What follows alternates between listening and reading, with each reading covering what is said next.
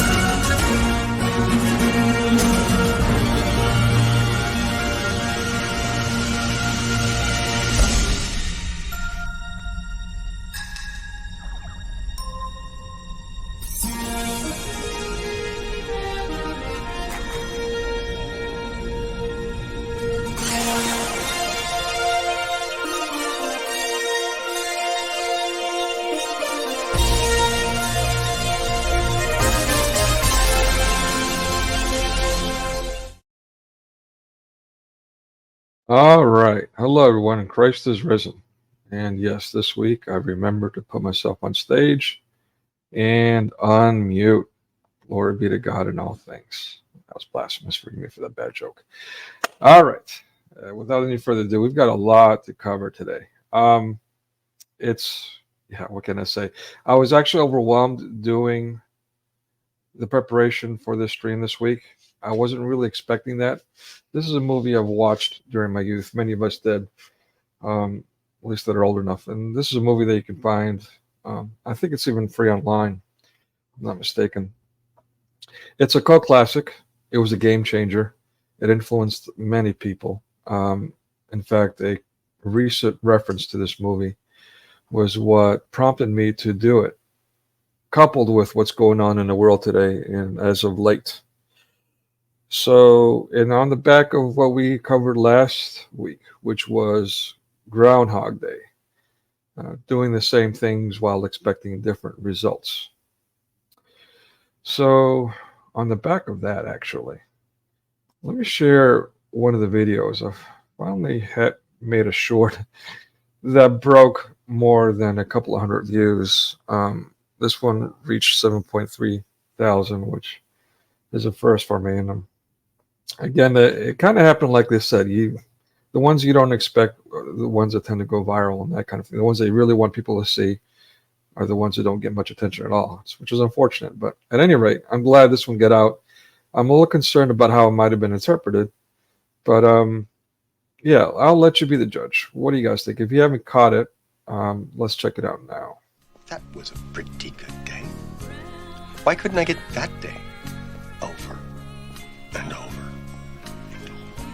You know, some guys would look at this glass and they would say, that glass is half empty.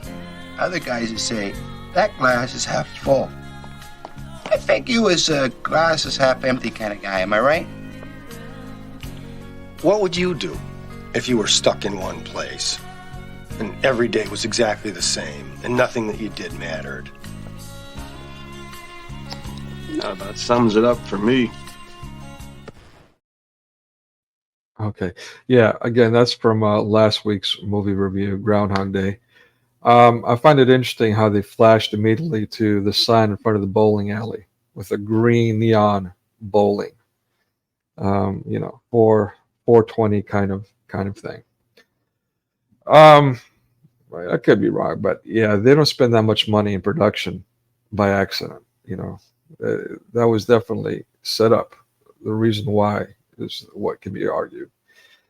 Yeah, so I mean, I don't know. There's a lot to package here too, but we've talked about that on length. If you haven't checked it out already, check out my last live stream on Groundhog Day and doing the same things while expecting different results.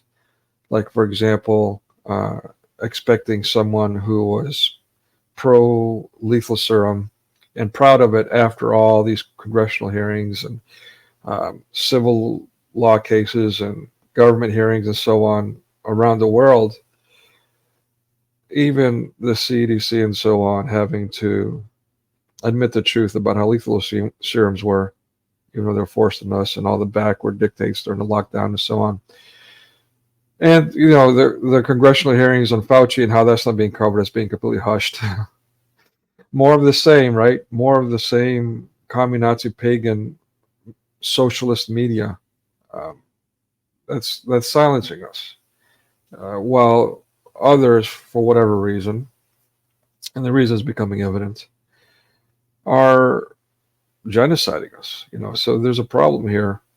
And, well, what's allowing it is our conformity to living on this virtual reality.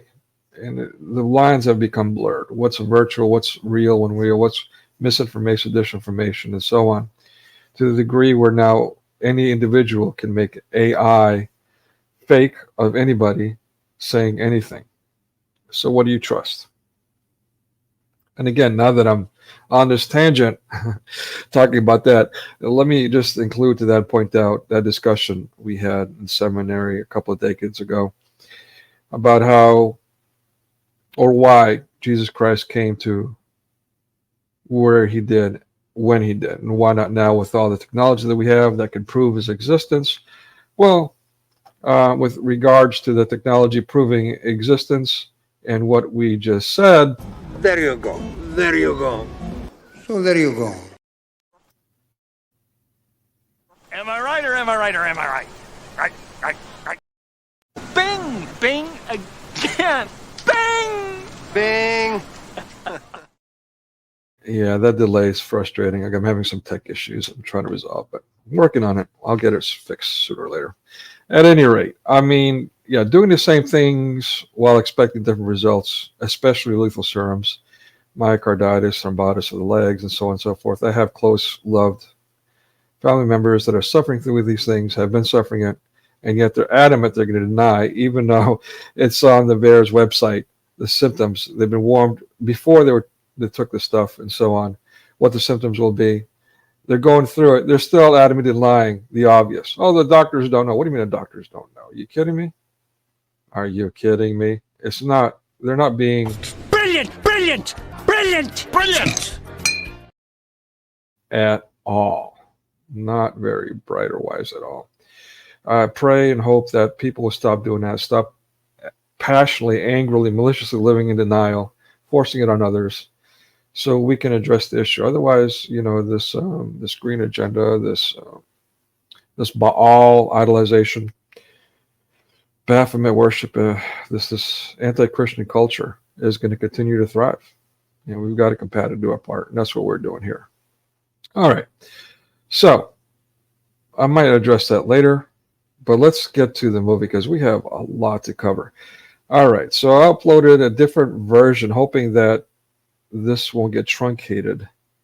Oh, look at that. Yeah, it's already. Yeah, this is why we don't jam microchips into our brains, people. Yeah, it's already. Let me try. Apologize. Give me 1 second. I'm going to have to re-upload this because obviously it messed up on me. So I'm going to upload the PowerPoint. Sometimes it gets tricky too. But while you're waiting on me to do that, let me do a little quick tech issue intermission.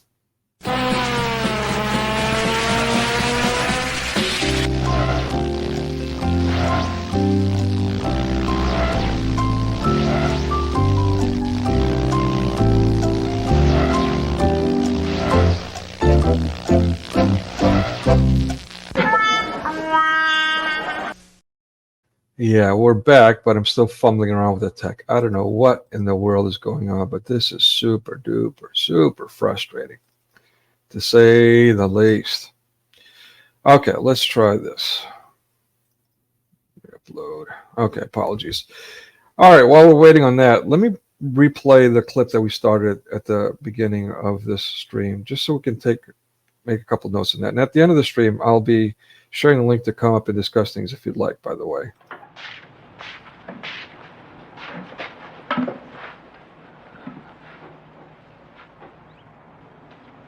Mr. Brister, Yes, Gina? I just wanted to say that I think it's really brave of Todd to do this. And I think we should all show him how glad we are that he's here.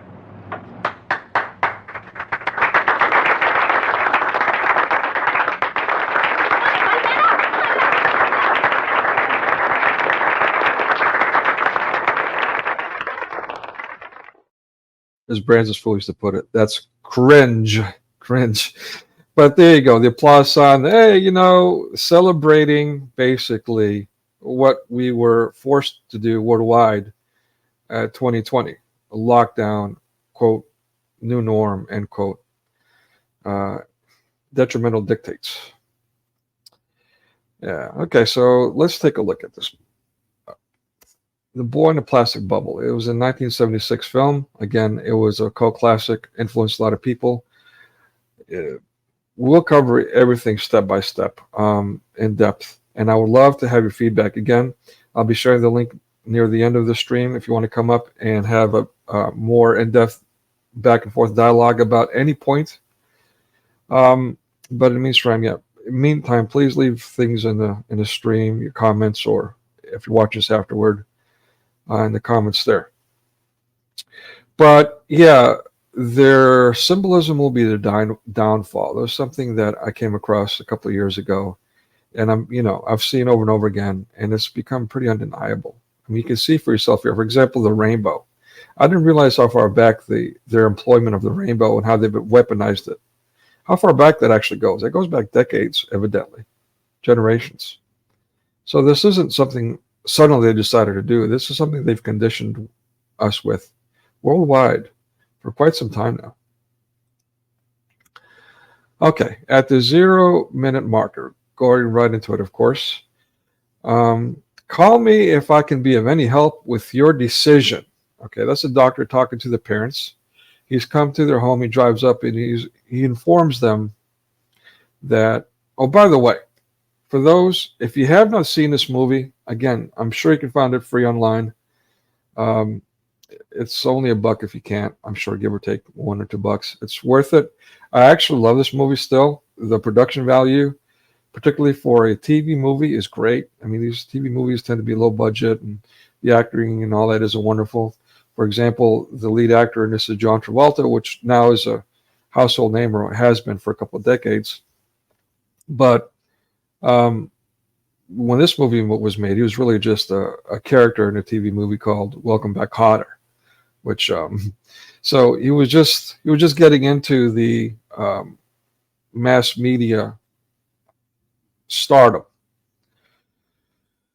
But at any rate, the acting was actually really good in this. Not brilliantly good, but comparatively really good. Some of the production value, the cinematography, okay, it wasn't, there's a lot of nature scenes. They could have done better there. Some of the editing, some of the writing, okay, some plot holes and so on. But at any rate, overall, absolutely brilliant. It is the first time in a while that I've actually sat down and watched the movie pretty much all the way through. So I do recommend it. And therefore, if you would like to watch it, and I encourage you to do so, even though I'm going to rip into it and expose all kinds of things about it today, I encourage you to watch it. There's going to be some spoiler alerts. Maybe you should watch it and watch us afterward, or watch us first and then still watch it, being now guarded and equipped to not be influenced by what is peddling. So yeah, I mean, so the doctor comes to the parents. They're both elderly. Let's say 40s, give or take 40s. Yeah, that's fair to say that. And they're having a baby. So having a baby in your 40s, as some of you might know, is not a good idea. It leads to abnormalities, statistically speaking, in the child. So he's coming up and saying, well, you know what? Let me know about your decision, because the wife is like completely reacts horrendously, like, oh, it's the end of the world for her. So yeah, now pregnancy is bad. I mean, this is a message that has been pushed, including in public schools, for quite some time now. All while decades ago, they're saying pregnancy is bad. They're giving children, or encouraging children to use condoms, premarital sex. I mean, we could go on and on. I don't want to go off on too many tangents, but it's just the pattern is evident. We know how this has been empowered or been normalized, quote unquote. And the norm is something that's not new. Okay. Yeah. Again, it's done it to me. All right. So let me. At the zoo, to be parents, it would be us. God knows that. Oh yeah, I don't know, man. Like, sorry guys. It seems like, again, this is why we don't jam microchips in our brain. It seems like whatever I do, I'm getting some kind of glitch. So I guess I'm going to have to do this the old-fashioned way, so to speak, what I was doing with Amir, and just pull the PowerPoint. If by doing this, you guys should know, and I apologize, I won't be able to see your comments. So, well, actually, you know what? Let me do it like this. Okay, how about this one? Yeah, no. This is a mess. Oh man, this is so frustrating. You have no idea. All hours and hours of preparation for days, and I'm having all these glitchy things going on. It's so frustrating. So frustrating. Okay.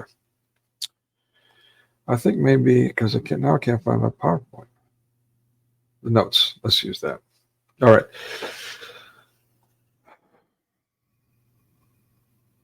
Man, these are old notes. What is going on? I'm going to lose my mind here in a minute. Okay, at the 0 minute marker, at the 1 minute marker, if there were ever two people in the world meant to be parents, the husband says, it would be us. God knows that. Quote, end quote. So that's the father speaking. And the wife, or I should say the husband, the wife at this point, she responds with, I want to believe that.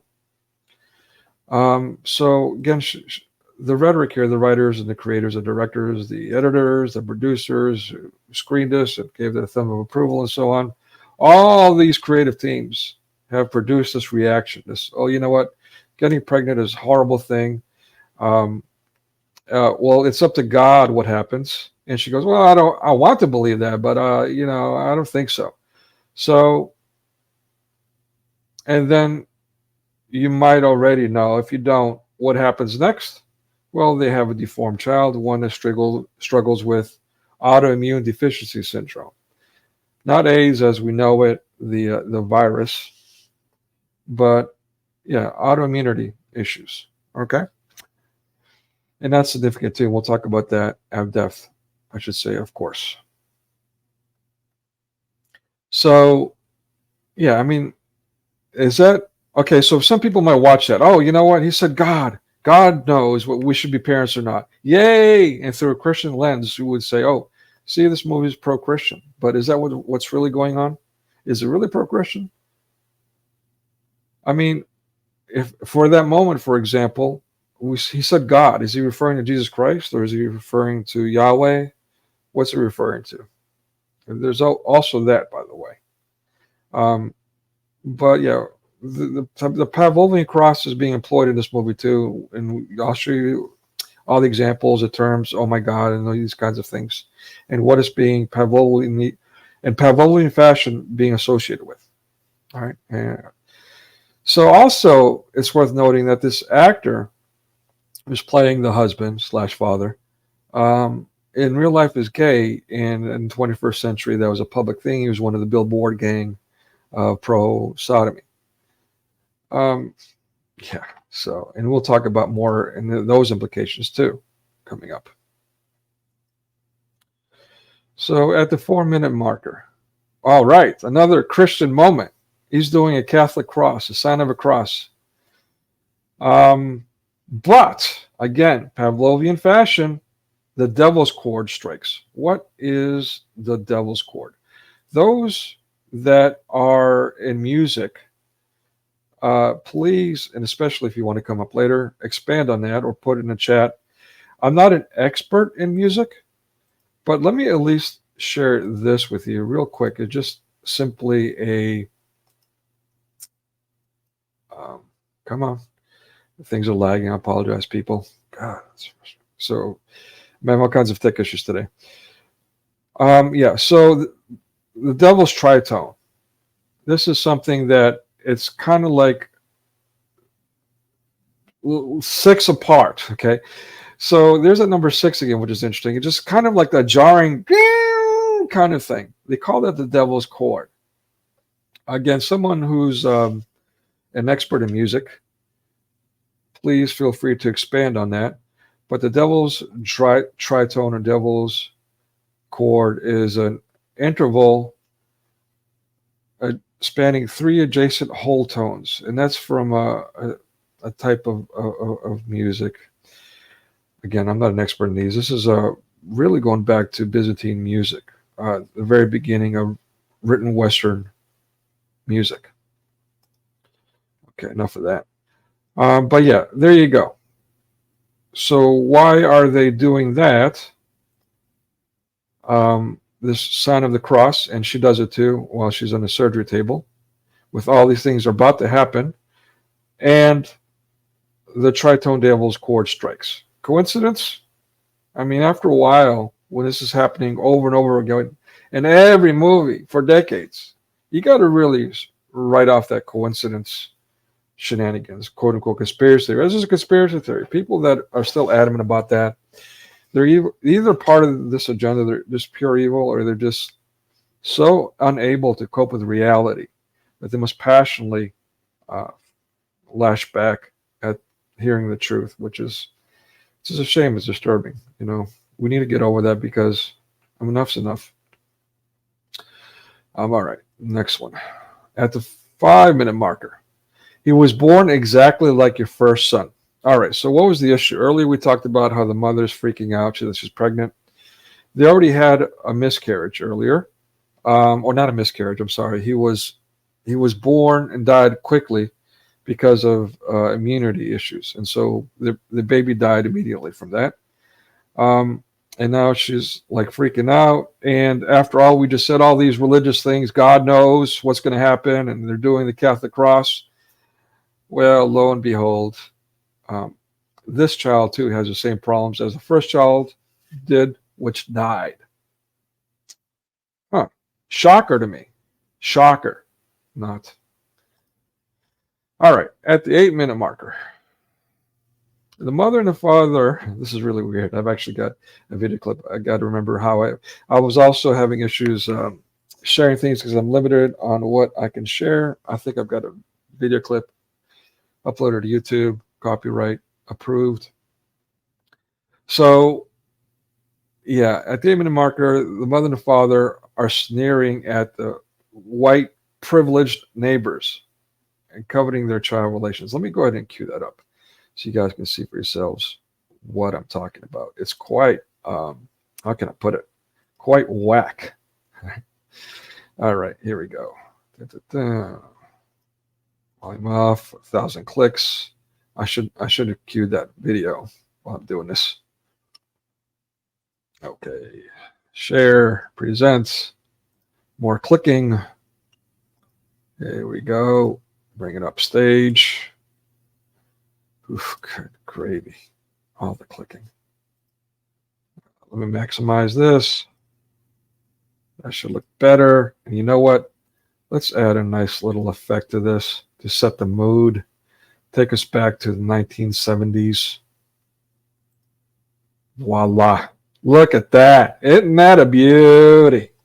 Let's listen in and watch.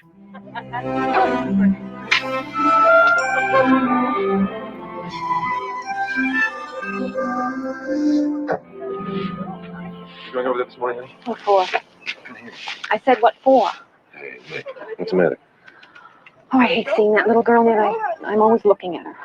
Oh, you almost fell out. Did you? I'm kind of sorry they moved next door. I want my baby. Nicky, look, suppose we could devise some way of transporting him safely, and we could get them to go on paying for it. Okay, there's a couple of things I want to unpackage here real quickly. She's angry at the neighbor because they have and she doesn't. Her baby is now at the hospital in isolation so they haven't quite, in this movie, advanced the technology where he can leave the hospital. And so she's coveting that relationship with the neighbor. I mean, okay, so even if these were Hebrews making this movie, isn't thou shalt not covet thy neighbor one of the commandments? So that speaks to whether they're... Ben Shapiro's talked about this. He's like, he made a differentiation. There's Jews and then there's Hebrews. I'm Jewish. I'm a practicing religious person. People in Hollywood, mass media, and the like, the Pfizer, Burla crowd, and so on, they're Hebrew, he says. So they don't really practice their Jewish religion. I mean, frankly, we all should be Christian. I mean, John the Baptizer, the forerunner, said, repent, for the kingdom of heaven is at hand, to the Jews first. Yeah? I don't think that's changed. FYI, for those shills that want to be Zionists. But let's not get off on a tangent. Yeah, I mean, what my thing is that evil is evil is evil, regardless of who's doing it. And that needs to be addressed. Otherwise, it'll continue. Bottom line. So, yeah, let's continue. Oh, yeah, they also mentioned while they're still paying for it. So I don't want to get off another tangent, but there you go. This socialism promotion prevails here, too. No. You stay home and get some rest. I'll give him a big hug for both of us, okay? Oh, that feels good. Oh. Did you see that loving look he gave his neighbors? I mean, again, remember this actor is in life a sodomite. So it's not really that much of a stretch to express malice towards people enjoying children. I need to put that out there. But let's take a look at it again. What a brilliant acting job for this TV movie. Just so happens. Oh, that feels good. Look at that. Oy vey. Oh. If looks could kill, huh? Holy smokes, or say unholy smokes. All right. I know some people are hating me right now. Maybe blessed. I'm just speaking the truth. If you don't like it, you know, what can I say? Pray for me. Yeah, so let's move on to the next one. Let's go back to the presentation. There's that beautiful, loving look. All right, let's get rid of this. All right, next one. At the 12-minute marker. I'm a monster, the little girl jeers. So what's going on here? The boy, they've now found a way to have this isolation chamber in his home, and a way to transport him in this isolation cubicle, so to speak. And so they're bringing him home, you know, because they're paying for it, as the father character proclaims. So whoever they are. And yeah, there's a TV crew there. They're filming it. They're crowding him. And so, you know, he feels, of course, you know, horrible. I just want to, if some people are somehow relating to this in lieu of the lockdown and the forced muzzling of people and the 6 feet apart, the shenanigans, 6 feet, the unholy number, which is not non-scientific completely, and all these other backwardly, onerous, detrimental dictates. And some of the fabricated OCD, psychosis, sociopathy that developed during and that prevails thereafter, and the stuff that we've been leading up. I mean, this stuff, we were prepped for that decades in advance, by the way, but let's not get off on that tangent. So after all that, those people should be able to relate to what's going on here. I mean, especially those that are still muzzling themselves. I mean, I feel so bad for them. That's just tragic. Unfortunately, nobody does anything for them. Nobody says, hey, take your mask off, look around. You're not going to die. Stop it. Nobody cares about these people. It's apathy. It's the opposite of love. If you're pretending to love someone while you're watching them suffer, shame on you. Forgive me, shame on you. Speak up. Help those people, man. Help those people. Be honest. Help them out. Don't sit there and ignore them because you don't care. That's disgusting. Forgive me. That's horrendous. That's not Christian at all. That's anti-Christian. And that's what they want. So yeah, I mean, those people obviously would feel like, you know what, they're being jeered and, you know, they're the monster and all that. They need help. Starting with the truth. Starting with them being honest with themselves, them being honest with reality. Get out of their heads. Get out of that forced virtual plastic bubble in their heads that's been implanted there. And then at that point, once they're honest with themselves about reality, then the healing can begin. Otherwise, more of the same, and we continue to digress. Yeah, let's move on to the next one. At the 13-minute marker, 14-minute marker, this is a sequence, a few scenes put together that's quite significant. As you can see, she's wearing a cross. But in the first scene, okay, now the sons come home, they're all happy, they're feeling good, she's feeling warm, let's say. And now she's like undressing a TV movie again. This is, so those that are not old enough and familiar. Back in the 70s, there were 3 channels, and we're talking about America.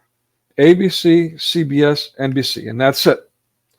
That's why we had prime time. At 8 o'clock after dinner, they would put on the shows that they'd want you to watch. Everyone would watch them because that's when everyone would get together, right? That's when everyone was free, generally speaking. And so everyone will watch the same thing and we'll talk about what they watched the night before, the next day. And that was our viral. Primetime television was our viral. 3 channels, 8 p.m., and there you go. So these movies, these TV movies had quite the influence, as did this one. And quite a number of others. And I may do a thing of covering these TV movies too. There's quite some significant ones. Okay, so at the 13, so yeah, she's basically getting undressed in front of a TV audience that includes who knows who, young children. But she's wearing a cross. She's getting all sultry with her husband. And the chemistry between these 2 actors, the casting for this, I've got a question. The chemistry is obviously non-existent. In fact, it's quite rough. It's quite rough. It's quite evident there's an issue here. But yeah, she's doing a good job of acting sultry, and we'll get into why that is later too. Wearing a cross. Now, immediately afterwards, again, wearing the same cross, their son is starting to choke to death. And now they're trying to rescue him and all that. And of course, with a shout of, oh my God, yeah, it's God's fault. Remember? It's God's fault. He's deformed. He's, you know, they're having all these problems because God knows it's God's fault. And we definitely need to have a dialogue about that at the end of the stream. What is and isn't God's fault? All right. That's all I want to say about that. It's hard not to talk about stuff and not get worked up because we're just bombarded with it, whether we like it or not, wherever we turned for so long now. And as someone who's dedicated his life, literally putting my life on the line, to expose this stuff. Yeah, I'm quite passionate about it, obviously. At 24-minute marker, may I please be excused? Okay. Now again, this is a 70s movie addressing 21st century culture. What's going on here? What does this remind you of? What is it reminiscent of? Is it not reminiscent of the cancer culture? Someone doesn't like what's being said online. Oh, block. Oh, click. Oh, reset button. What's Christian about that? What's social about that? It's more like social distancing, 6 feet apart, than anything else, or isolation. Or don't go outside, especially after 10 p.m. because the fabricated pandemic might kill you because it's more lethal after 10 p.m. and that kind of shenanigans. Cancel culture. At 26-minute marker. Look at that. Distance learning. I actually have graduate studies and was one of the best students in the program for distance learning. There's been a lot of changes in distance learning. 20th century, late 20th century, it was basically done through postal mail. They would send videos to you and so on. Closed circuit TV came a little later. But here, they're showing a closed circuit TV, a special case for this child who, or young man, a teenager in this movie. Character's a teenager. Because it's paid for by they, them, by whoever, Anyway, so and so it's being made like, oh, look at this, how cool it is to have this education. As someone who was, let's say, in the top of their field, being raved on by my peers who I thought highly of, by professors who head consultants, Booz Allen Hamilton, and so on, in a program that was literally award-winning. I can tell you this education, even with all the advances right now, is crap. Absolute crap. And anyone who is honest, knows anything about education, will say the same. So there's a lot I can say about that without doxing myself too much. But I will say that I know a lot about it, years and years and years of education and experience and so on. And it's crap, despite what this movie might suggest and so on. Okay, at the end of the day, again, www, vav, vav, vav, equals 666 in Hebrew. The internet, the World Wide Web. It's revelation of the method, the rubbing our noses in it. And if the lockdown didn't reveal that to you yet, and all these other things, I don't know. What can I say? 36-minute marker. The sport of triggering others. Again, this is not something that was invented by the internet or mass media. This whole children or others mocking each other, picking and making fun of each other. I mean, there's fables about it. So, okay. But I just find it interesting in this context, how it's being done. This whole jackass kind of culture. The Jackass, the reality movie where people were doing extreme things, for a laugh, being obnoxious toward each other, and how that translated into the internet domain where people felt safe or feel safe behind their cell phones or whatever the case may be, saying all kinds of things and doing all kinds of things, and therefore just being nasty and being mean to each other because that was made to be cool, to be vile to one another. Again, very, very anti-Christian. But there's some redeeming value, and John Newton Sci-Fi might appreciate. I'll address some of those things as well. And I wonder if he's done a stream on this himself. If he hasn't, I'd love to see what he has to say about this. Okay, at 39-minute marker, AIDS. Again, we're talking about the autoimmune deficiency syndrome, which is a blanket category. For chemo patients, is being made to look evolutionary, progressive. Look what we can do now. We can isolate people that are struggling from the poisons that we are giving them. So we have the cure for the disease that we're creating, and so on. I mean, literally, if you want to argue about where cancer comes from, what is a lethal? A safe. Yeah, what is a safe amount of carcinogen? What the hell is that supposed to mean? But yet they've been getting away with that for decades. And then people still want to argue whether or not the serums are still lethal, despite the court hearings, the evidence, the people who created them, the creator of the PCR test saying that's only for academic reasons, for bullshit artists to be able to push any kind of argument they want. That's why they used it. On and on and on. Okay, I'm getting off the tangents. It's hard not to. Yeah. And it's also in the sequence the implications of the flu and how lethal it is. Dun, dun, dun, dun. Watch out, it's a flu. People have been dying from flu for years. Whatever happened to the flu in post-lethal serum, by the way, in 2021? What happened to those stats? Or I should say 2020, before lethal serums.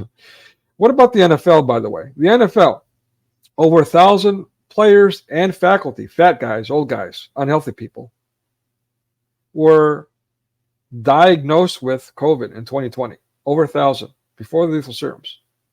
You know how many of those died? Guess. Guess. How many of those died over 1,000 in 2020 before the lethal serums? 0. None. Look it up yourselves. None. Over 1,000 diagnosed, none died. All these crazy shenanigans around the diagnosis too, of course. Post-lethal serums, how many died? Well, I've got a video on that was not allowed on this Commi-Natzi-pagan socialist platform, YouBoob, but it is on Rrummble. I encourage you to check that out. They were dropping like flies, getting COVID, so on. Yet people still swear by it. Kidiolation. What's wrong with people, man?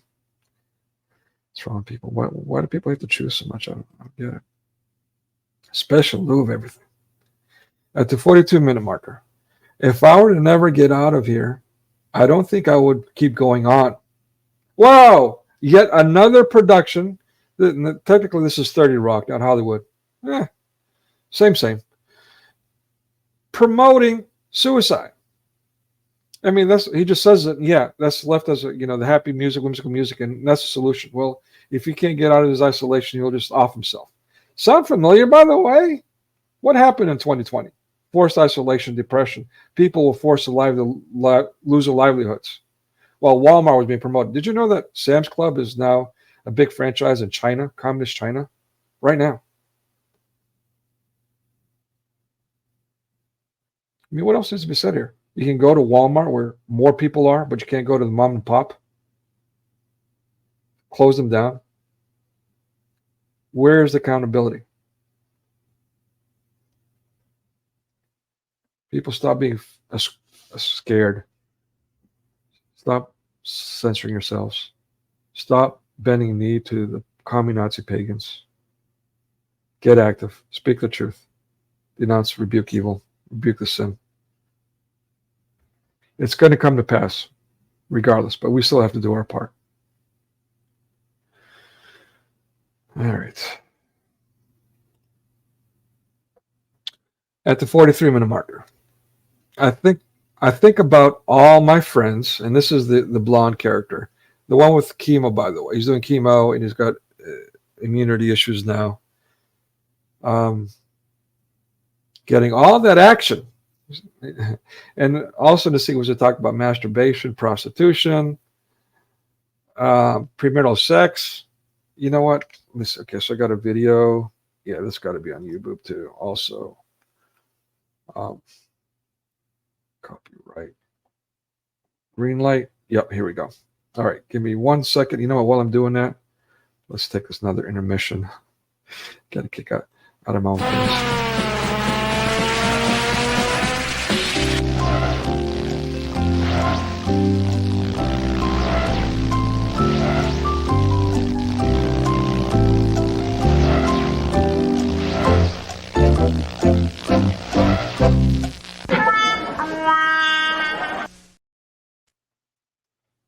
Yeah, that's actually working out. I hope it's not driving you guys crazy. I might just to so while I'm doing all these 1,000 clicks, you guys aren't bored to death.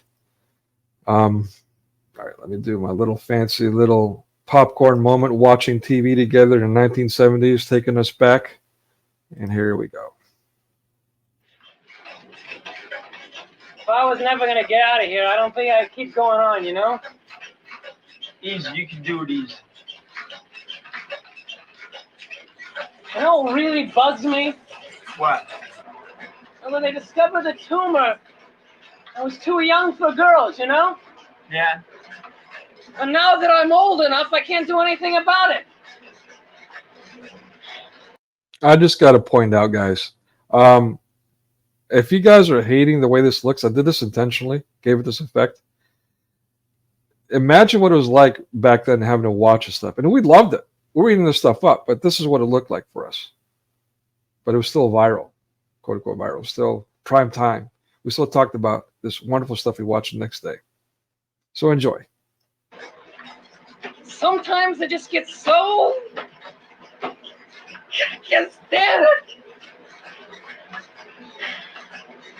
And I think of all my friends out there going to drive-ins and making out and getting all that action. You know, the first thing I'm going to do when I get out of here is... Getting all that action, his friends. What? Again, devoid of reality, but they're trying to force a certain reality on us, normalizing promiscuity, premarital sex, and all the plague, the social plague that came with it. So what do you want? He wants to do when he first gets out? Check this out. Let me go back just a second. Do when I get out of here is give myself a hooker. Wouldn't you be afraid of all the germs? Germs. I want the germs. I want to be dirty, really dirty, you know? I want to grow my hair real long. Doesn't he sound Muslim? I'm sorry. I got to say that. I mean, very Islamic dialogue here, or leftist, or however, Satanist, however you want to look at it. Paganist, the Hindu, Shinto, Buddhist, the pagan list goes on. But yeah, I want to be filthy. I want to be dirty. I like prostitution. Okay. All right. Check this. Check out what's coming, by the way. If you think I'm pulling your leg, check this out. I have a beard and a mustache, and I want to make it with everything that walks. Did you catch that? He wants to make it with everything that walks. Who else does that? Islam. See the Quran, the Hadith, so on. I mean, even Sharia law, travel to reliance, even there, it says explicitly what's legal and illegal when it comes to all kinds of sodomy, pedophilia, bestiality, necrophilia. It's quite disturbing. Even Mahomet himself was all of the above, or all below, I should say, and then some.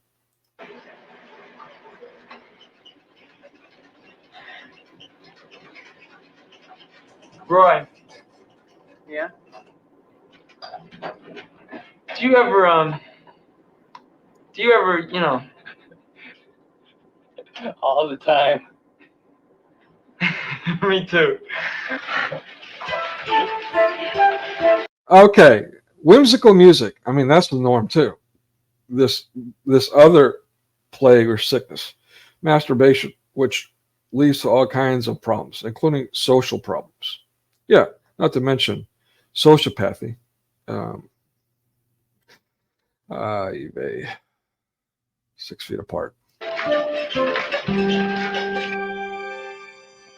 the news, astronaut Buzz Aldrin visits young Todd Lupich, the boy who was grown up inside a plastic bubble.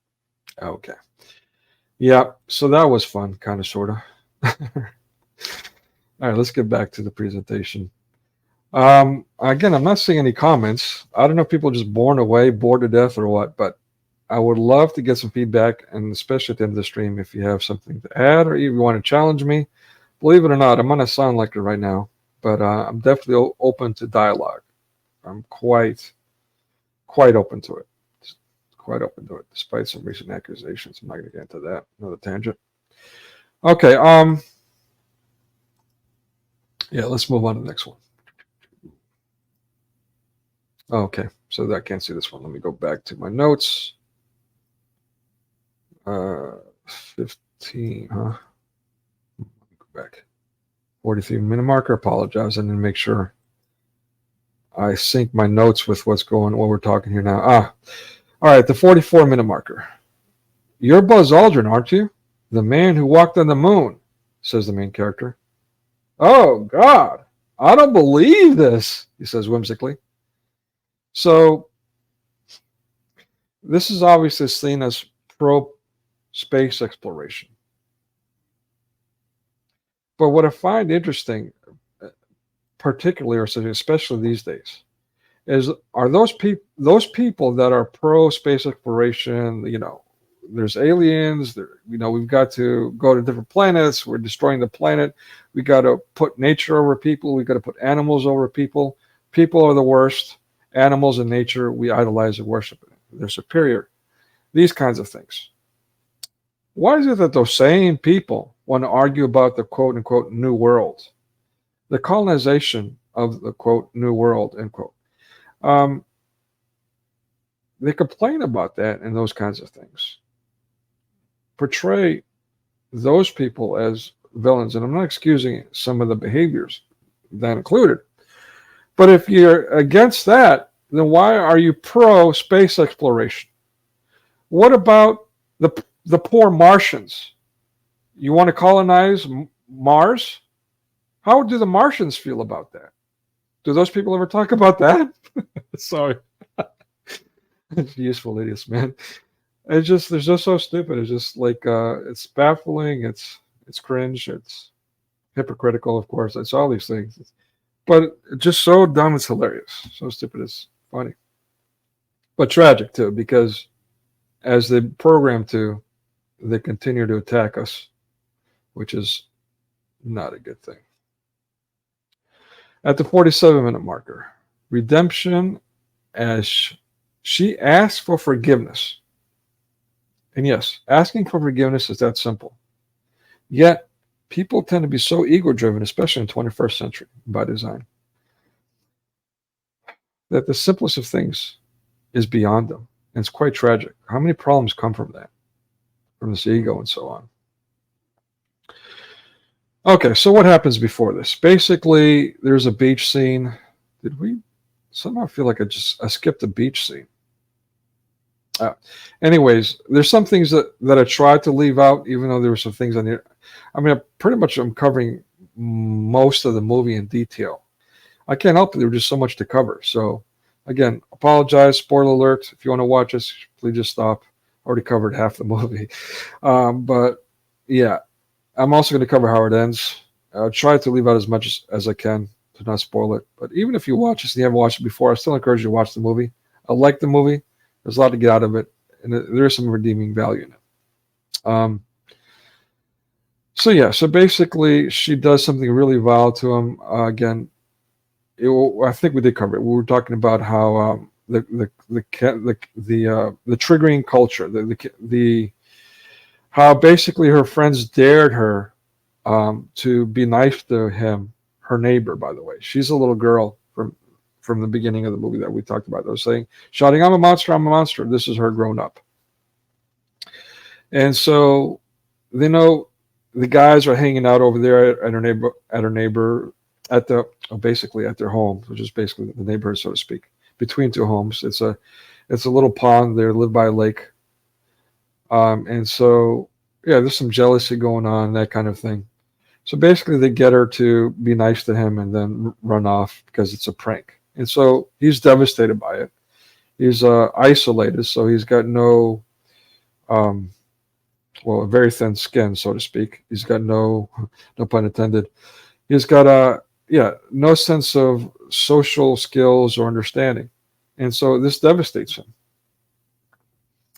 And so later in the conversation, she comes to realize how horrible that is, how she's lived next to the guy for so long. But, nothing ever really, she never really took anything beyond the things that she had to do. So, and after seeing his reaction to how she behaved, she feels bad. Now she wants to make amends for it. And she decides to start running errands for him. And she's getting paid for it, a little kickback. But anyways, it's the beginning of the turning of this story, so to speak. And this is where I begin to like this movie. I mean, I like the whole movie, but especially now. Hello, Rachel Nichols, Stranger. Let me see. I remember reading about So this is an interesting note that we'll address. I remember reading about the real boy in the bubble. Poor kid died at 12 during an experimental marrow transplant, but at least he died free of the bubble. I mean, and again, we addressed that earlier about this. Well, if I had to be in here forever, then I would just kill myself, which is, I would definitely discourage suicide. I think, forgive me for putting it like this, but let me be frank, I think it's absolutely asinine. But because we live in a very self-centered, self-serving, individualistic society by design, and this is now a worldwide plague. This is not just a Western thing anymore. People don't have others to lean on, right? We don't have that sense of community like we used to, and that's a problem. And so people, because of that, tend to turn to suicide. And that's what we saw during the lockdown, right? Absolute extreme isolation and depression, and lives, possessions were taken from them. People resorted to that, which is quite disturbing. It's troubling. It's heartbreaking. But I'm sorry. Forgive me. And if you know someone who's committed suicide, my apologies, but it's quite dumb. I strongly discourage that. Just reach out. There's always someone there that is feeling your pain or worse. So just reach out. You'll be surprised. Yeah, and don't pop pills. That's not a solution either. Another thing they push on us. Okay, listen. Or the latest thing, the whole hypnosis thing. I'm going to cope with reality by brainwashing myself through hypnosis. Yeah, that's how I'm going to cope with reality. What? What the fuck is wrong? But they'll buy in anything because media pushes it. All right, at the 15-minute marker. No germs, no smell. Okay, so she's asking him 20 questions about what it's like to be him. And she's like, well, don't you ever take a shower? And he's like, well, I don't have to because this is germ-free. She's like, well, it probably stinks in there. She's like, well, no, there's no germs, so there's no smell. Well, I mean, I'm sorry, but one of your natural defenses is your skin, and you shed skin regularly, and there's decomposition. Decomposition yields smells. What Rachel just referred to, those that had to go through this had commented about some of the loopholes and how the science is off, how it's unrealistic and so on. So that would be one of them. Promoting this isolation, this germ-free environment as something superior and perfect is anything from reality. It's the exact opposite. Yeah. But of course, Hollywood promotes it. And then during the lockdown, we see why. It's evident. Okay, at the 56-minute marker, and then again at the 1 hour and 8-minute marker. This is for the quote conspiracy theorists folks out there. Yeah, the OK sign. Eddie Murphy and his buckwheat Saturday Night Live character. Okay, and so on. Yeah, the list goes on of people doing that. This kind of stuff, I'm not really keen on. I'm just doing it just for the sake of disclosure. But, because this can be done for any reason, even though it's kind of weird. Like the one on the right is kind of weird. The one on the left where they're giving each other this OK sign as they're getting away with cheating, by the way.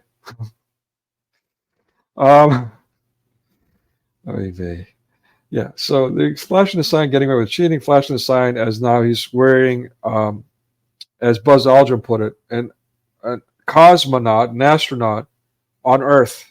So now he can run around in a spacesuit, which those that had the real autoimmune deficiency issue spoke on how unrealistic that was.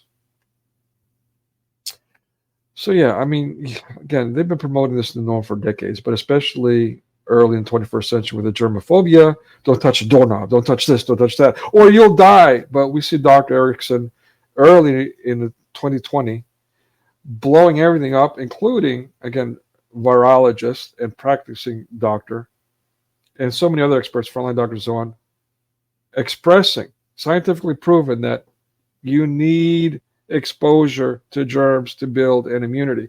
Even this movie was talking about that. Yet they pulled off the lockdown. Why? Because of conditioning and our conformity, our willingness to do it. By the way, I should do a poll, but I'm kind of curious. Actually, yeah, it will be a three-way question. What do you guys think about this whole hit? Let me just say, a photo opportunity where people are spending a lot of money for a perfect shot and they're doing this little hand gesture over their one eye or something like that. Yeah, That's obviously suspect. But that's okay. You go either way. But what do you guys think? What is a hand signal? First of all, what does it mean? Does it mean KKK like they used to say recently? Does it mean 666 like some are saying even more recently? Does it mean nothing? What do you guys think? Let me see in the chat if you're willing to put yourself out there. All right, let me see. Did I cover everything? Successfully? Yeah, successful cheating. Blah, blah, blah. Let's move on. At the 58-minute marker, another redeeming moment. He's looking to improve himself, okay, because now he's got this wonderful relationship with a love. Again, we saw that in Groundhog Day. The main character there is falling in love. He's doing all these things to manipulate and all that, just like this character. He's like shouting through his speaker and, doing all kinds of things to manipulate. He's bossing people around. But when they find love, all of a sudden you start to see a transformation in the character. And I think that's a wonderful, beautiful thing, a redeeming thing. And it speaks to reality, and it speaks to a Christian value. I mean, this is what we're talking about. Going back to the Genesis, are you your brother's keeper kind of thing.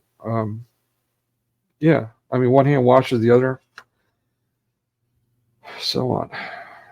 So there's a dialogue. I don't want to kill a dialogue, but basically the parents are feeling guilty. And he's like, you know what? And I have this with my parents, My father has recently passed away. We had these conversations. My mother, I still have those conversations, who's pretty much on her way out. That sounds morbid. Forgive me for being so morbid, but I'm just a realist. But we have this conversation regularly. How thankful I am that at the age of my mid-40s, I had literally lived a full life, and I'm ready now for the thanatos, as we say in Greek, in theological circles, for my mortality. And I'm not saying I'm suicidal. I'm just saying I've lived such a full life in this world where, yeah, I could die tomorrow and die completely happy, completely fulfilled. Just one thing concerns me now is how God will receive me. Thanks, Breakfast Gun. Way to come in with that. Love it. And I'm still use that hand signal, this hand gesture, by the way, as okay. Of course, now I realize why I use it, but at any rate, I still use it. Whatever. As the Greeks say, stadhidium. I'm not gonna translate that one. Okay, so yeah, but there's a beautiful moment at the 58-minute marker. The main character is having this conversation. That he doesn't feel vengeful because of the wrong things in life toward his parents, like some do, and are consumed by that. Unfortunately, whew, I can tell you about some family dramas. I've been writing a book called 33 Days on the Holy Mountain, and Then What? That's the title of the book. And I started that years ago, and then I put it on the shelf because I wasn't sure how the story was going to end. But now I have a really good idea. So I'm working on finishing that up. Actually, I've taken it back off the shelf and I'm finishing it up. It's a novel, and before I didn't think who would read my story, who cares? But yeah, I'm getting over that kind of anti-ego kind of thing. So at any rate, yeah, but it's important, people. One of my favorite songs, Mike and the Mechanics, In the Living Years. I used to play that in my youth all the time.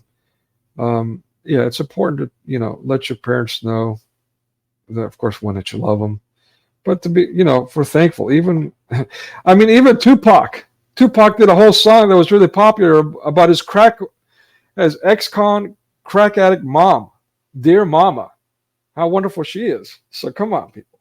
There's worse out there, while you still have them in the world, reconcile. And be thankful. I mean, that's Christian too, no? Okay, next thing. At the 1 hour and 3 minute marker, making light of the nurse getting drunk so they could do whatever they want. So this is a pro-boozing scene. We see a lot of pro-drugs, pro-boozing. We'll get to that too. Again, it's a TV movie here, people. We saw nudity earlier, semi-nudity, semi-sex scene, so to speak, leading up to. Now we're seeing a nurse boozing. And by the way, why can't this nurse be blonde hair, blue-eyed? Even Nurse Ratched, but even she was attractive. From One Flew Over the Cuckoo's Nest, a novel turned movie. Jack Nicholson, another classic. I haven't seen it lately. I'm not going to recommend it because I don't know. I have to watch that one as an adult too. But anyway, Nurse Ratched was a really popular character. She was pure evil, but in the movie, very attractive. Here, forgive me for being nasty, but one of the ugliest actresses they can find. She looks like a Gestapo, Nazi, commie, hateful person, right? Rainbow person, maybe even. And why am I saying that? Well, it's significant because what happens next? She's a lush. This is the casting they did with this character. Well, let's get into it. Okay, so now basically the girl has made her grades. She was a failing student. There was an issue with that early in the movie, and now her grades are up thanks to their relationship because he's a genius, maybe autistic. I'm kind of curious if those who watch the movie or have seen the movie remember some of his behaviors. I kind of wonder if that was the creators trying to present him as having autism because of his isolation, or I don't know, deformity maybe, or something like that, or just I don't know, just because he was so isolated, he was just socially awkward. I'm not sure, but it was kind of prevalent how they made him extremely awkward. Which goes to the reason. I guess it's just simple isolation. It's fair enough. So at any rate, so now the nurses are watching this. They're celebrating. She's doing all kinds of tricks on a horse. He loves to watch her ride her horse. And so it's like, yeah, let's go celebrate by doing this, you know? And so she's doing tricks. He's like, well, jump over me now. And he's like, jump over me. And she's like, oh, I don't know. She's like, okay. And so she's getting ready to jump over the mobile isolation chamber. And I'm not going to tell you what happens. I don't want to spoil everything about this movie. But the nurse that we just saw shouts out, "Dear Lord." So again, is that pro-Christian moment? Or is that like associating our Lord, because now they use the word Lord. She didn't say God, by the way, Yahweh. Now she said Lord, which, I mean, that could be, yeah, actually, I'm misspeaking here. Yeah, that could still be Judaic, so that's fine. Yeah, that's fine. So at any rate, yeah, I mean, it's coming from the ugly lush nurse. Spoiler alert. Yeah, that's what jumps over it. My apologies, folks. Put that in there. Yeah, but by the way, this isolation chamber, it's mobile and all that, and we'll get to how mobile it gets here next, but is this not reminiscent of cellular technology or virtual reality? Think about that for a moment. What are the parallels here? The boy in the plastic bubble and mobile www. Cellular www. Right. At the 1 hour and 5 minute marker, they romanticize YOLO! You only live once. Oy vey. You only live once, so be looking for death. All right. Yeah, so basically they romanticize the whole scenario. I'm not a big fan of that. They romanticize, and then she's running around. This gets interrupted by one of the guys honking a horn from a distance, waiting for her. And she's like, well, you know what? I'm not with them, but, you know, during the TV movie, she's like with this guy, that guy, the other guy. I mean, as we saw in one scene, making out on the couch. So, and now she's making out with this guy, while the other guy is in the car waiting for her. Come on, man. Come on, man. All right. At the 1 hour and 6 minute marker. My goodness. Not my God and all that, but my goodness. Okay. All right. Still pulling it off. On his design, the maker's design on a spacesuit, and now how he could get around. How he could get around. Reminiscent of the muzzle a bit. Lockdown dictates. Much. At the 1 hour and 11 minute marker, I think Todd is really brave to do this. We should show him. Okay, so yeah, let me just cue the video. Oh, let me actually, you know what? Again, annoying moment. Sorry, but I like this. If it's annoying you guys, let me know. Maybe I'll stop playing it. So while I'm queuing up the video.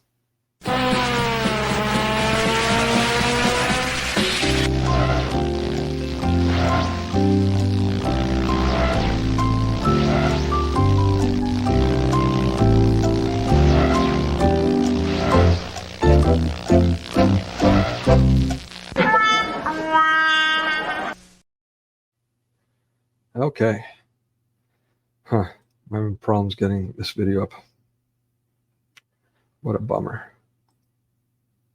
After all that, hold on. I got to get this up. I can't let this go because this is. Oh, here we go. All right.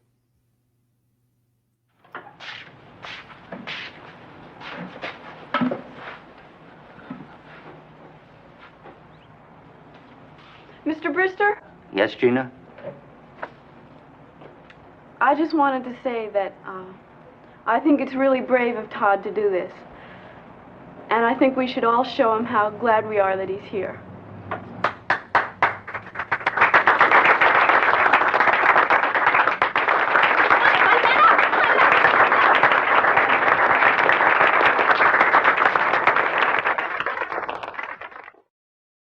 Yeah, that's so cringe to use Brains Fool's word there.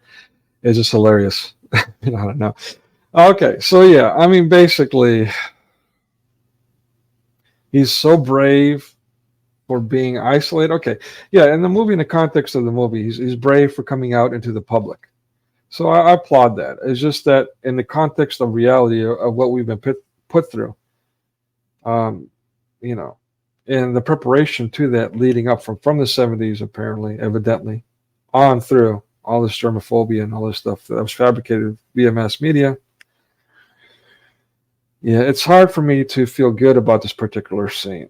In fact, as you saw, it was kind of cringeworthy, kind of fake, forced. And I suspect why I could be wrong. I could be wrong. Okay. So there's a lot going on in this sequence, but this picture kind of nails it. All right. And so this is going to be a long discussion, so just bear with me. So one of the things he mentions here is Thermopolis. Thermopolis. Anyone familiar with Thermopolis? Okay. So Thermopolis, well, it's ancient Greece. There's also Thermopolis, Minnesota. It just so happens. They both have hot springs. And I'm sorry, not Minnesota, Wyoming. Thermopolis, Wyoming. They're both sites of hot springs. And in antiquity, that meant a passage to hell, or that it was perceived as a passage to Hades, Thermopolis. And as far as passage goes, it was also the passage where the Persian Empire under Xerxes, the pagan Persian Empire. Again, we love to talk about Greek paganism, but we never talk about any other paganism anywhere. Not even Thor, which was made popular recently. I find that telling. For me, it's telling. But yeah, so it was a historical site, the passage where even Frank Miller of 300 emphasized this, how the Persian army was kind of funneled through that passage, and therefore Leonidas was able to hold them off and have some success, despite being outrageously outnumbered. And no, it wasn't 300; it was more like 3,000. At any rate, and that's Frank Miller doing reverse psychology. I met the guy, I pitched my own comic book series to him. Very creepy character, extremely creepy, and he's considered the quote conservative of comic books, end quote. He was also a director, producer, created a lot of movies, Sin City. He was behind the Dark Knight, and so on. So the Dark Knight, as in the Batman, becoming darker, murderous character. Yeah, so on and on. At any rate, let's see, I'm getting off on tangents here. Okay. So, yeah, now he's in his cosmonaut on Earth outfit. They're in a circle outside in the field, and of course, they're smoking the weed. I mean, we can't have 30 Rock or Hollywood without pushing drugs or booze or premarital sex, or associating Christianity with quote negative things. So, at any rate, yeah, so what he talks about here, he's talking about how he believes he's from a planet called Thermopolis. So he's from this planet, he's from an alternate dimension reality, whatever. You see in the movie or TV movie how they flash a comic book where he's reading that called Thermopolis, something to that effect. So, yeah, he's projecting that, and that's his excuse. That's why he's got this affliction, because he's an alien from another planet. It's on very 21st century, by the way, 20th century. And what else? Oh, yeah. So basically, yeah, again, now he sees them smoking pot. He's been isolated. He's never seen that before. He sees them giggling. And he's like, oh, I know what that's like. And he talks about now deep meditation, the pagan meditation, not meditating on Christ, but the leave your soul hang out in the wind kind of appealing to pagan idols and concepts and culture type of meditation, what they call emptiness. Kitty lace. And that's how I found my faith, by the way, people. Those that dab with that, I discourage you from it. Yeah, and we talked about that another good stream with 4 Mormons, on the stream about Mormonism and how that too is a pagan cult, and he went into details about that. He does a lot of work on his channel. I encourage you to check that out. He's also on Rrummble.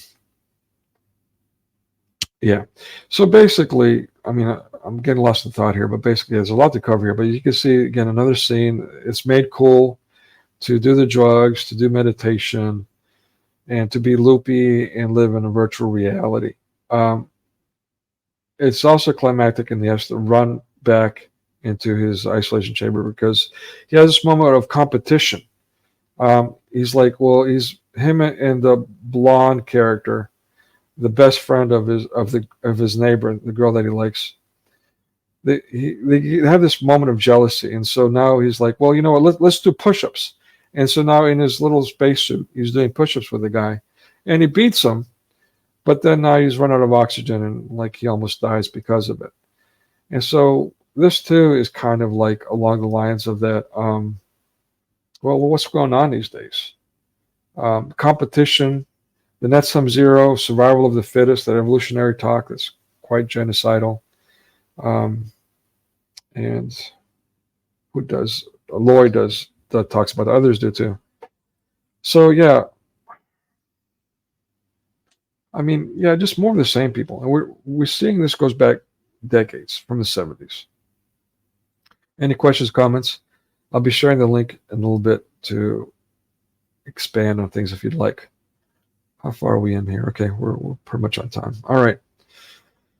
At the 1 hour and 29-minute marker. Okay, this is again pro BRICS again. Early in the movie, they talk about how the technology is advancing. They're limited. The U.S. technology is limited, but they're talking to the Japanese. I was earlier. Now he's like, well, you know what? Near the end, he's like, well, I want to leave. What's going on? He's like, well, we're talking to the Russians, and there might be some new advances. He's like, well, I've heard it all before. He's like, you know what? What can we do? And so, again, Russia, Japan, BRICS, I honestly don't know if Japan is officially part of BRICS. A lot of countries keep joining BRICS, but I know that China has recently put a lot of pressure on Japan. And at least publicly, the PM was bending knee. So, who knows? But it's becoming more and more evident, at least BRICS has been taking over mass media amongst many other things. And those who control mass media control the minds of people worldwide. That's become quite evident during a lockdown. Let's see, I think one more. Okay, so for this one, let me queue up. All right, actually, you know what? Forgive me. I'm going to play one more time. It's actually driving me crazy, but for one more time, just so I can queue up this other thing.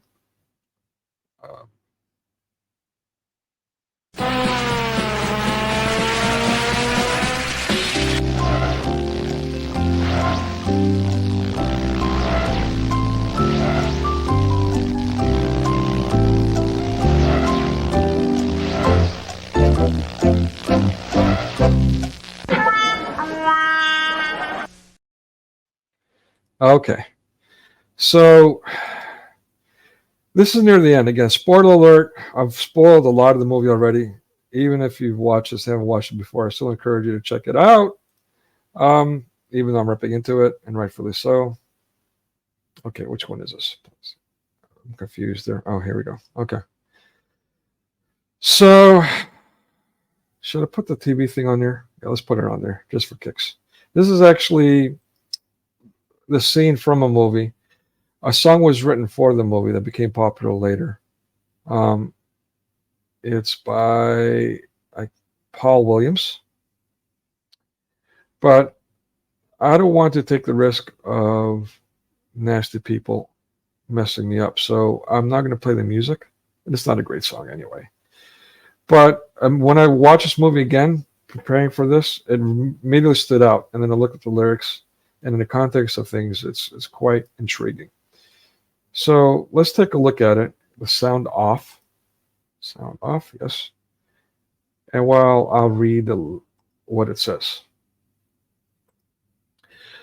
What would they say if we up and ran away from the roaring crowds and the worn-out city faces?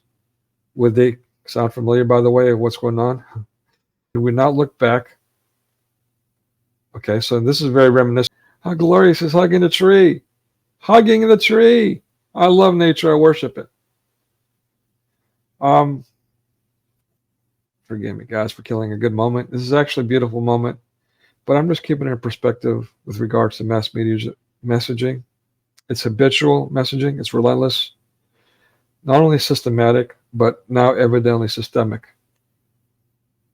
Means of communicating their messaging. It has influenced people worldwide. Okay?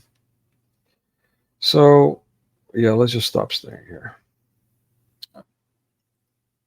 What happens in the end? Well, I'm not going to kill everything for you.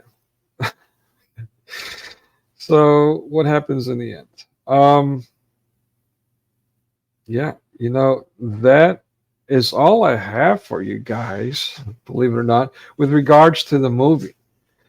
But let's talk about some of the production notes real quickly, and then some implications. And when I start talking about implications, make a few points here about production notes that are worth making, and then the implications of the movie and so on after that.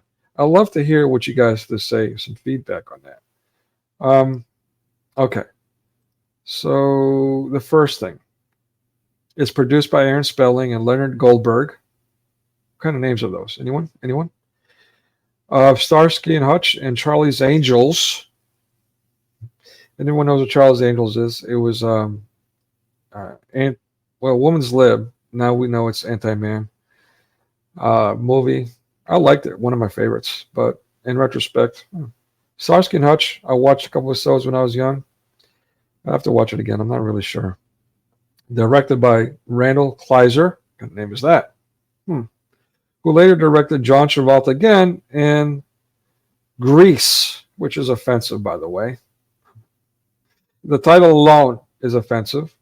The context is offensive. But, you know, whatever. People want to get mad at me for pointing out the obvious. Shame on those people.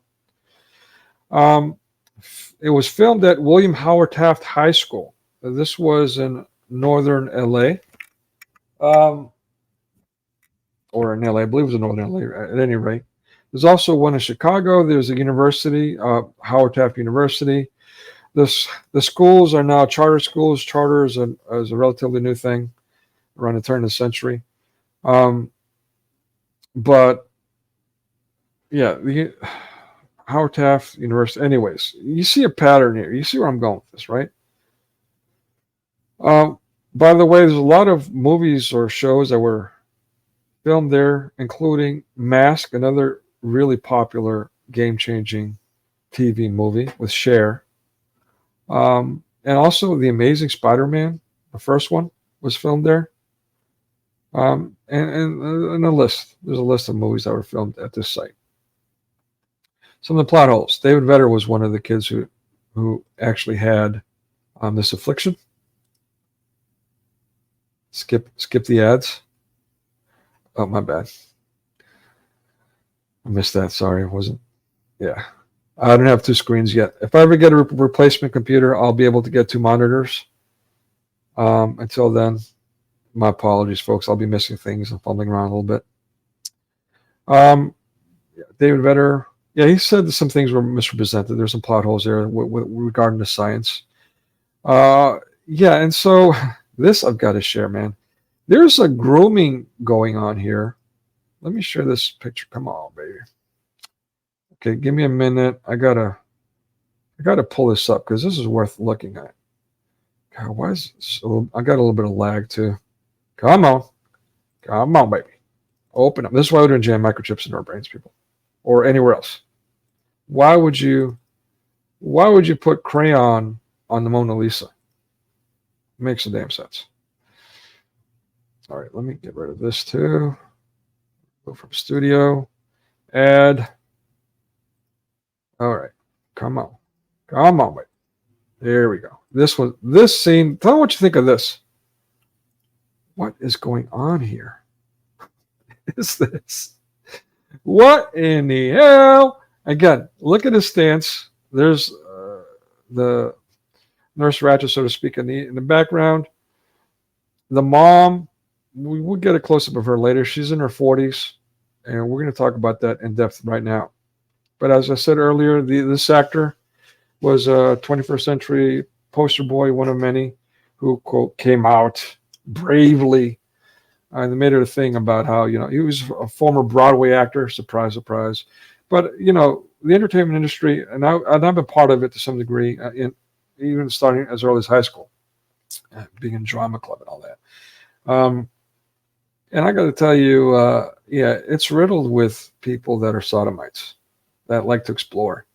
It just so happens the creative arts are like that, for whatever reason. I'm not saying it's okay, it's normal, but it's common, that's for sure, quite common. So who knows what's going on there? Anything I would say on that would be pure speculation at this point. But as far as the female actress that played his mother in this movie, now again, John Travolta, you just got off playing a high school kid in Welcome Back, Kotter. I think he's like 22 years old, give or take, while I was making this movie. So, yeah, young adult. I mean, at the age of, in my early 20s, I had my own business. I took a business that had failed and opened it back up and turned it around. In my 20s, I was like 20 years old when I did that, starting, I did it for several years. Eventually sold it. So yeah, I mean, 20 years old, you're quite capable, you're quite relatively wise at that age, and at least compared to childhood, but still quite young, especially for someone who's, let's say, in their mid to late 40s. Yeah, but guess what happened between John Travolta and this actress, Joanne Diana Gentner, who was later known as Diana Hyland. Gentner, what kind of name is that? Anyway, so Travolta and her, not the gay actor, but her and Travolta, the young guy, had an affair. Okay. Well, an affair, she wasn't married at the time, but I mean, yeah, I'm not going to tell you my age, but if I had any kind of sexual relations with someone who was 20 or in the early 20s, how would that be? Oh, come on, man. Trying to share. Sorry, guys. Too many clicks. So frustrating. Okay, so check her out. What a beauty. So, yeah, these two were getting it on during the making of this film. Why is that significant? Well, let me just say, John Travolta's mother had died of breast cancer. Yeah. Guess what Miss AKA Highland had while she was making this movie, and 2 years in advance? Breast cancer. Now, I've been around people who are dying. I've gotten at a young age to know a literal con man who was using the lie of how he had cancer to manipulate people, get whatever he wanted. But he was doing all kinds of cons. He was trying to teach me how to be a con artist. He gave me a book, which I read partially out of curiosity. And I'm aware of how to manipulate people because of that experience, but I don't do it. I detest it. And thank God I went through that, because now I'm able to better recognize it when others are trying to do it to me. But yeah, unfortunately, there's some people in the world that will use dying as a tool of manipulation. Now, okay, she's her co-actor or co-star. He's gay, but gay. I mean, if anyone knows gay people, it's not like gay people don't have sex with the other sex. To be frank, that's a lie. So whatever, and I'm not encouraging premarital sex, but I'm just saying, if you're going to be a Jezebel, then I mean, pick on someone your own size. No pun intended. I mean, come on, man. Anyway, all right. So moving on from that. 23 years old. Let me see if I got all my notes. Relations. Yes. Here's the tragic part of it. I'm being obnoxious here because tragically, she'd actually died after the making of this movie. 3 months later, in fact.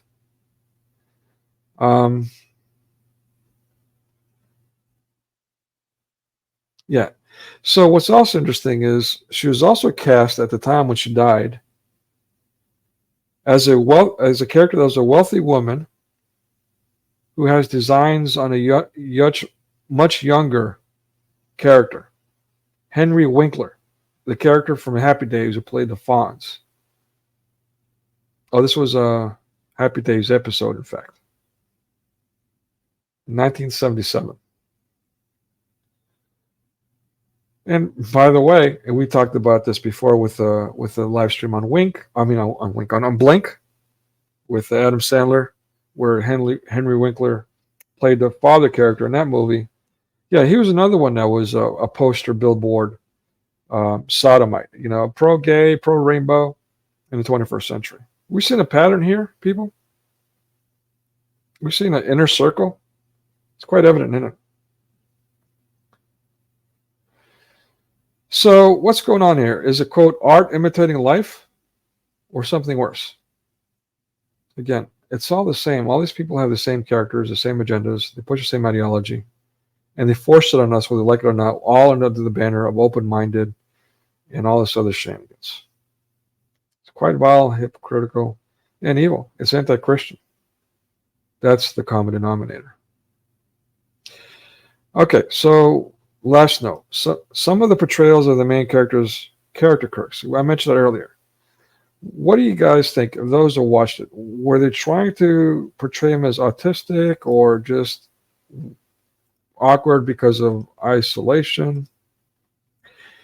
Yeah, that's all I have for you guys. At this point, I'm going to invite anyone who wants to come up to talk about anything we've talked about or we haven't, as I discuss the implication. I have some implication notes here. All right. So the repeated conditioning, fashion, and future mass media productions, like in the movie Safe or Family Guy or that 70s show, which contributed to the fabricated WWOCD pandemic. In other words, this fear of germs, which was solidified during the lockdown. This is something that we see over and over and over again, actually, in a number of movies. Yeah. The lockdown implications preceded by relentless propagation and prompting and conditioning towards fear of everyday germs. of things we're supposed to come in contact with. See Dr. Erickson. See my work on Rrummble that was banned on this Commi-Natzi-pagan platform. Yeah, again, speaking of science and evidence, but still banned. Why isn't anyone talking about the Fauci trials, by the way? Why are we being more of the same? What is this fear? More of the same. Is anything going to change when we're doing the same things? Waiting for Trump to save us, the guy who's bragging about the lethal serums and his Project Warp Speed, among other things. Definitely not Biden. Are these politicians doing us any good? Yeah, so again, the Orientals were muzzling themselves years before the lockdown. And post-lockdown, you go on different sites where they're featuring Orientals and you'll see they're muzzled. What is this? I mean, some would call that conditioning. Some would call that intentional. It's becoming evident that I would have to agree with them, their assessment. I mean, after a while, you got to stop saying it's just a coincidence. Same thing with us in the U.S. You know, this years before in advance. Now, all of a sudden, you saw hand sanitizers being popping up. Oh, by the way, all these major, not all of them, many of the major corporations started changing their entrance-exit pattern from left to right. What was that about? Small thing. But if they're spending a lot of money nationwide to do that, even worldwide, I've seen that abroad too, there's something going on here. Just to spend all that money to put your right entrance not to the left.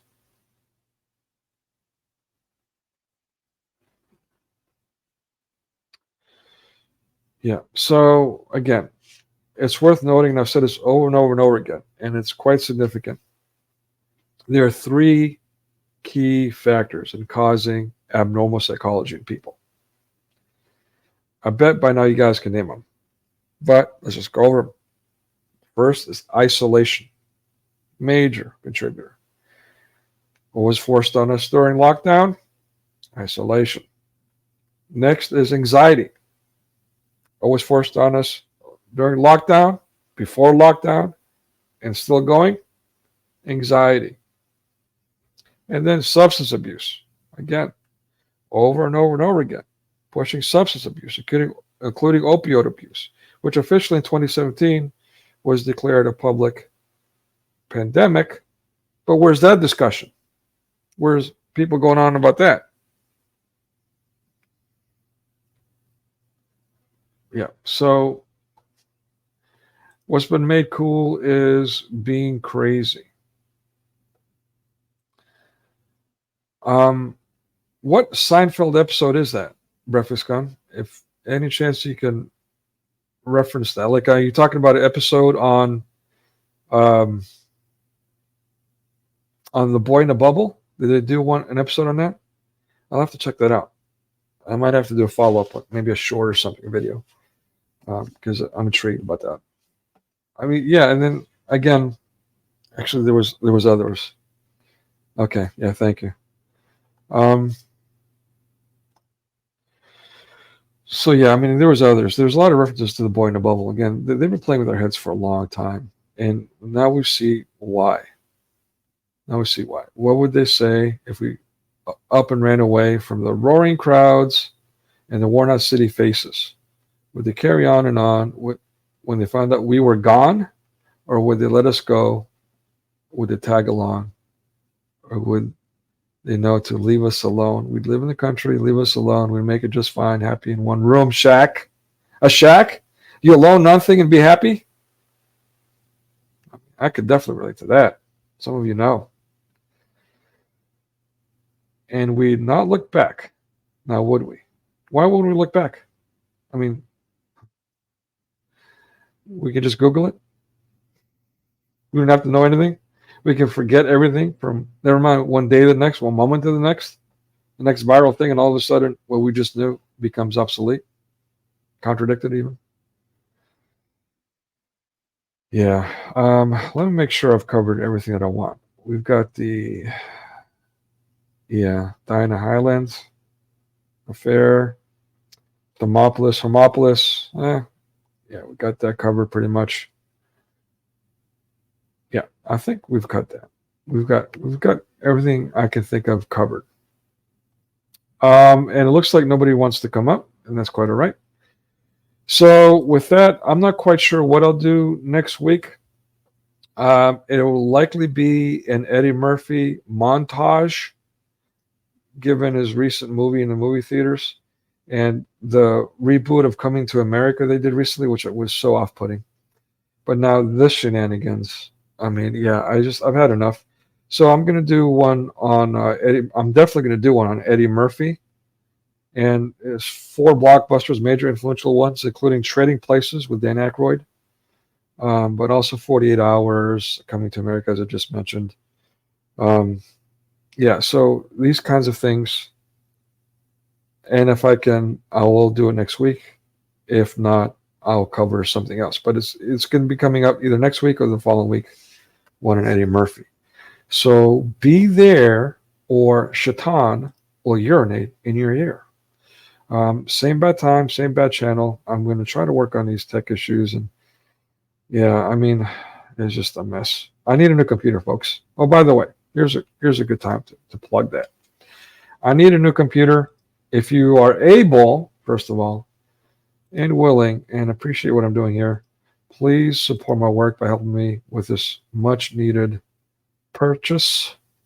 The link is in the chat. Thank you very much. And I'm going to know you guys one more time on with that note.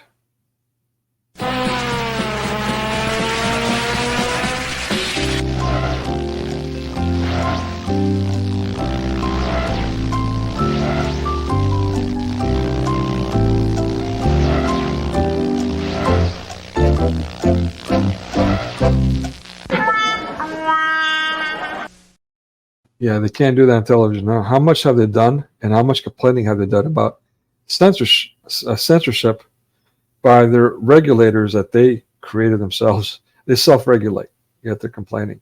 How much have they done? How much more did they want to do? And where are we now? How much has all of that influenced us? To what end? We got to put an end to it. We got to stop them. All right, blessed are those who endure to the end. Thank you all for coming. Please share, like, subscribe, yada yada, blah blah blah. Greatly appreciate it. Greatly appreciate your support if you can. And yeah, I mean, if you do what you can, get out there. Have faith that God will preserve you. What's the worst thing they can do? Kill us? Well, with our faith, that doesn't matter either. I mean, God willing, we're saved there too. So what else can they do to us? All right. Take care. God bless. Thank you.